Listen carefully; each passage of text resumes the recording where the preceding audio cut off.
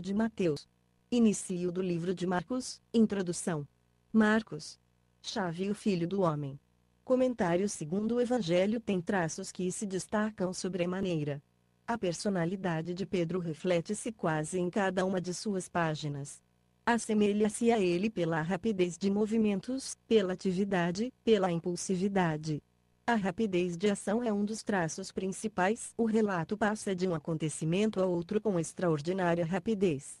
Com propriedade tem-se denominado o Evangelho de Marcos de filme do ministério de Jesus. A intensidade dos pormenores é outro de seus característicos distintivos. Embora Marcos seja o mais curto dos 4 evangelhos, com frequência narra pormenores vividos que não se encontram nos relatos do mesmo assunto em Mateus ou Lucas, dispensa-se extraordinária atenção ao aspecto e aos gestos de Jesus. O terceiro característico saliente é a descrição pictórica. Ao relatar a alimentação dos 5.000, Marcos diz-nos que o povo se assentou em ranchos ou grupos sobre a erva verde. O Evangelho segundo São Marcos é, preeminentemente, o Evangelho da ação. Não somente abrange o discurso mais longo de Jesus, o discurso proferido no Monte das Oliveiras, como não deixa passar fatos ou ações. Ressalta antes as obras que as palavras de Cristo. Marcos registra 18 dos milagres de Jesus, mas apenas 4 de suas parábolas. Seu modo de acentuar as ações é apropriado em um evangelho escrito provavelmente em Roma e dirigido principalmente aos romanos. Marcos emprega 10 latinismos e faz menos referências ao Antigo Testamento que os demais evangelistas. Explica os costumes judeus aos leitores romanos. Nem sequer emprega a palavra lei, que aparece 8 vezes em Mateus, 9 vezes em Lucas e 14 vezes em João. Considerando que escreve aos romanos, omite qualquer referência à genealogia de Jesus, bem como à sua infância. Os romanos estavam mais interessados no poder do que em genealogias. Daí observamos que neste evangelho Jesus é apresentado como o grande vencedor da tempestade, dos demônios, da enfermidade e da morte. Ele é o servo do Senhor. Compare-se com Isaías: primeiro o servo vencedor, depois o servo sofredor e, finalmente, o servo triunfante, na ressurreição. Conquanto o Evangelho segundo São Marcos seja antes de tudo histórico, observa-se nele um forte teor teológico. O primeiro versículo dá-nos o traço característico: o Evangelho de Jesus Cristo, Filho de Deus. Repetidas vezes acentua-se a deidade de Jesus, seja explícita ou implicitamente. É o Filho do Homem, o Messias, aquele por quem esperaram os longos séculos. Em uma das mais vigorosas passagens teológicas dos evangelhos sinópticos afirma-se a declaração de Jesus de que o Filho do Homem veio para dar a sua vida em resgate de muitos. 10:45. Conforme o diz o primeiro versículo do livro, é principalmente o Evangelho de Jesus Cristo, as boas novas da salvação mediante sua morte expiatória. Autor de modo quase unânime, a Igreja primitiva atribui o segundo Evangelho a Marcos, primo de Barnabé e companheiro de Paulo e de Pedro. A maioria dos intérpretes da Bíblia sustenta que este é o mais antigo dos 4 evangelhos. Pode afirmar-se com segurança que foi escrito entre os anos 50 e 70 de nossa era.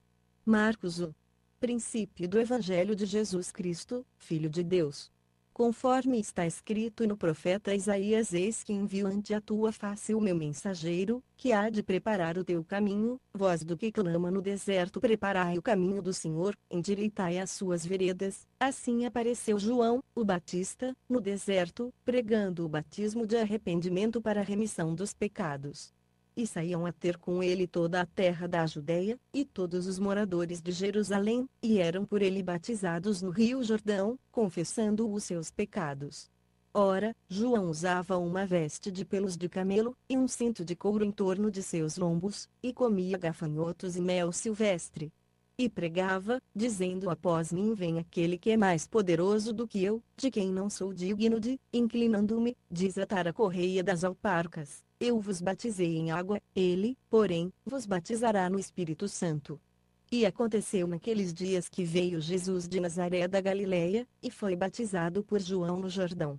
E logo, quando saía da água, viu o céu se abrirem, e o Espírito, qual pomba, a descer sobre ele, e ouviu-se dos céus esta voz: tu és meu filho amado, em ti me comprazo. Imediatamente o Espírito o impeliu para o deserto. E esteve no deserto 40 dias sentado tentado por Satanás. Estava entre as feras, e os anjos o serviam. Ora, depois que João foi entregue, veio Jesus para a Galiléia pregando o Evangelho de Deus e dizendo: o tempo está cumprido, e é chegado o reino de Deus. Arrependei-vos, e crede no Evangelho. E, andando junto do mar da Galiléia, viu a Simão, e a André, irmão de Simão, os quais lançavam a rede ao mar, pois eram pescadores. Disse-lhes Jesus: vinde após mim, e eu farei que vos torneis pescadores de homens. Então eles, deixando imediatamente as suas redes, o seguiram. E ele, passando um pouco adiante, viu Tiago, filho de Zebedeu, e João, seu irmão, que estavam no barco, consertando as redes, e logo os chamou. Eles, deixando seu pai Zebedeu no barco com os empregados, o seguiram. Entraram em Cafarnaum, e, logo no sábado, indo ele à sinagoga, pôs-se a ensinar. E maravilhavam-se da sua doutrina, porque os ensinava como tendo autoridade, e não como os escribas. Ora, estava na sinagoga um homem possesso de um espírito imundo, o qual gritou: que temos nós contigo, Jesus, Nazareno? Vieste destruir-nos? Bem sei quem és, o Santo de Deus. Mas Jesus o repreendeu, dizendo: cala-te, e sai dele. Então o espírito imundo, convulsionando e clamando com grande voz, saiu dele. E todos se maravilharam a ponto de perguntarem entre si, dizendo: que é isto? Uma nova doutrina com autoridade. Pois ele ordena aos espíritos imundos, e eles lhe obedecem. E logo correu a sua fama por toda a região da Galileia. Em seguida, saiu da sinagoga e foi à casa de Simão e André com Tiago e João. A sogra de Simão estava de cama com febre, e logo lhe falaram a respeito dela.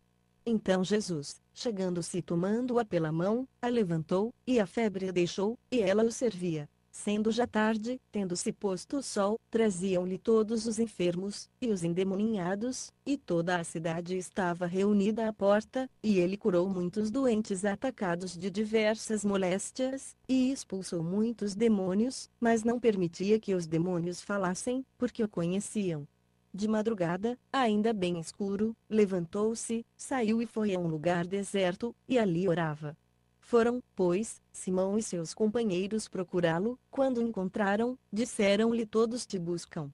Respondeu-lhes Jesus: vamos a outras partes, às povoações vizinhas, para que eu pregue ali também, pois para isso é que vim. Foi, então, por toda a Galileia, pregando nas sinagogas deles e expulsando os demônios. E veio a ele um leproso que, de joelhos, lhe rogava, dizendo: se quiseres, bem podes tornar-me limpo. Jesus, pois, compadecido dele, estendendo a mão, tocou-o e disse-lhe: quero ser limpo. Imediatamente desapareceu dele a lepra e ficou limpo.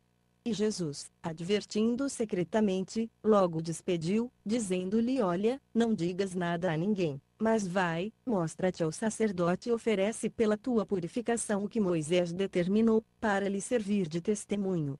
Ele, porém, saindo dali, começou a publicar o caso por toda parte, a divulgá-lo, de modo que Jesus já não podia entrar abertamente numa cidade, mas conservava-se fora em lugares desertos, e de todos os lados iam ter com ele.